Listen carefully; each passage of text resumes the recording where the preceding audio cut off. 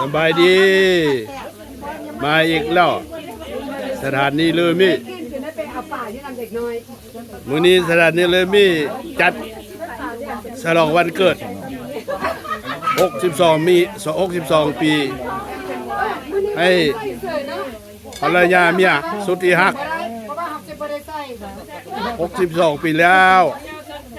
เข้าเติบเบิ่งถ่ายรูปด้วย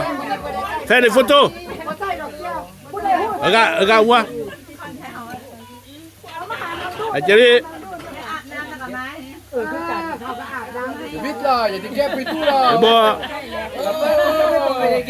Allez les guêpes. Attends, je vais chercher.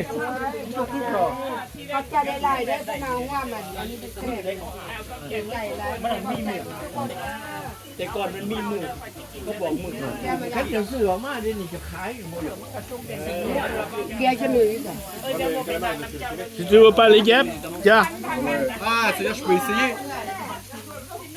Voilà. Ah, je vais essayer les crevettes si j'ai les boutons quoi. Tu vois ça, les guêpes, il n'y en plus. Ah oui, t'inquiète.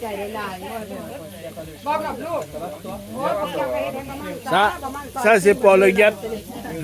les moustiques, tout. Vas-y, mange-lui toi.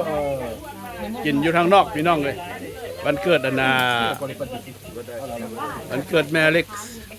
62 ปี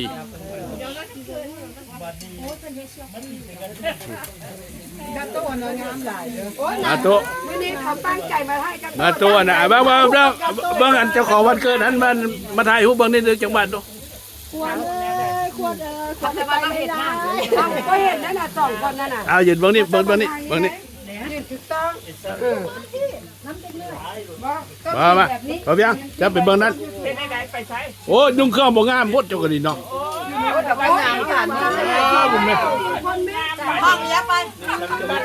แก้วได้เสือ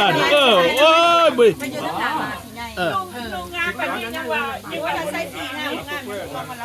เอาสิได้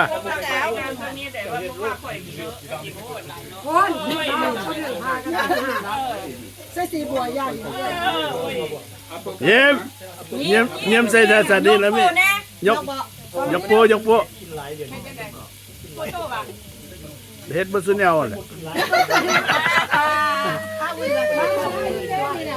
บ้า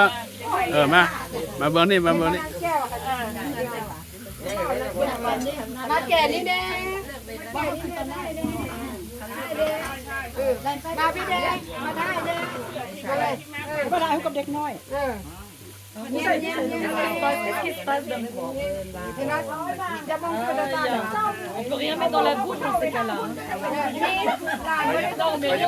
Attention, les photos. Alex, Jerry, Vincent, couche-toi là, couche-toi. Ah, pour toi, non, il doit être fin, hein. C'est bon? Ouais, monsieur. เห็นป่ะการเล่นนี่ก็กินสมเขายากเด้ถ้าไปให้เข้าก็ยากขิวก็ได้ว่ามันเย็บนะเย็บ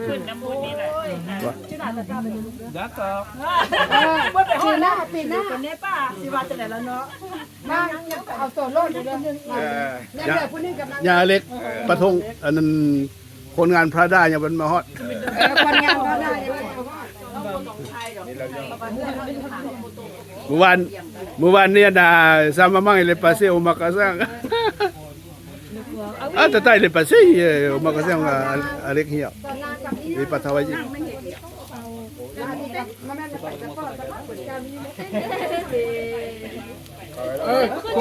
Et quand le QR code maintenant c'est quoi cette histoire? Oui. Moi je peux me dire, si je vais au troisième je peux me dire ou pas? Oui tu peux. C'est où? โอ้คักเลยดิ Quatrième je sais pas mais en tout cas le côté โอ้งามสวยเด้อพี่น้องเด้อเต่านี่บักคักเลยงาม C'est-à-dire je vais à Bercy je peux? Non Bercy je crois pas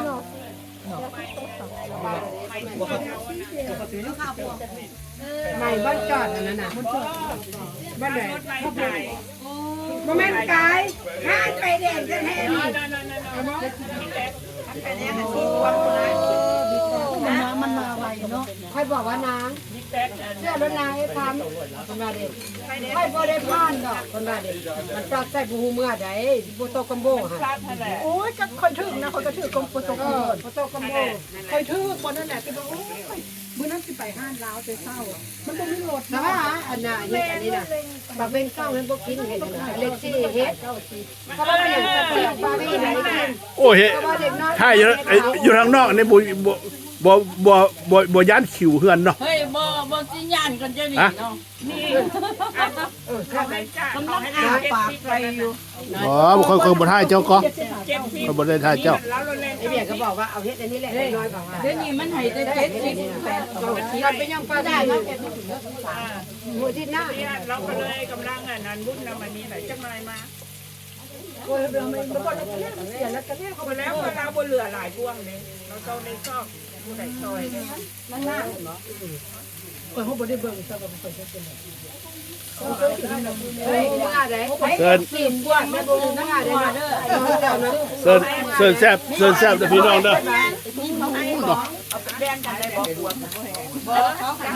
ก็ได้ เนาะ ไว้ขนาดบ่ได้เด้ก็ถึงให้ได้โลบ่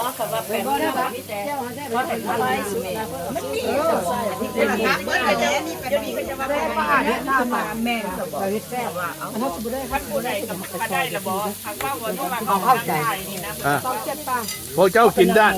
พวกผู้เฒ่าเป็นแทนกินเนาะ ตัวแล้วแซ่บเด้อจงสมัครเว้ยเขาบอกเฮาผู้เฒ่ากินข้าวจงบ่แซ่บ บ่เฒ่าได้เลข6แล้วบ่เลยบ่ บ่แล้วเด็กพวกอันนี้ได้เอามีดมาตัดเอาเด้อนะแบบที่กินหมูนี่น่ะไปบ่ตื่นได้ตอนนี้นี่เนาะโอ้ยเห็นผู้เฒ่านี่นะ ยังบ่หิววะฮะกันหิวกับผู้ใด เอาที่นี่พูด ฮะ กินบ่ได้ ฮะ พวกนี้กินบ่ได้ อยู่นี่ดามันเต็มดิเอาตัวนั้นพุด นั่นยังบ่เต็ม ฮะตัวนั้นตัวนั้นยังบ่เต็ม ของเล็กน้อยบ่เต็ม ยังบ่เต็มอย่างพวกอยู่บ่อนี่ก็ทำอะไรยังมีบ่อน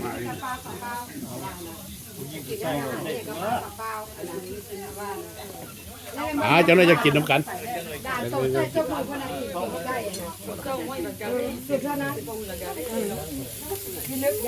กินข้าวอยู่สาวดังพักพี่น้องเลยกด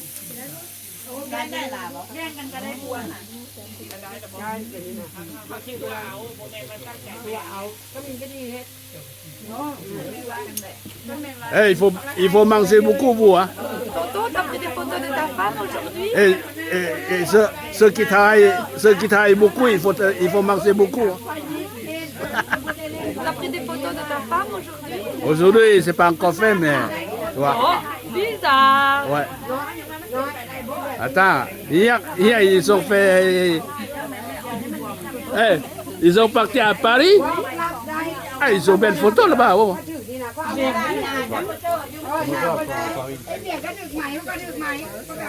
Là, j'attends quelqu'un qui va faire des photos avec mon banane devant. Il n'y a personne qui fait des photos avec des bananes.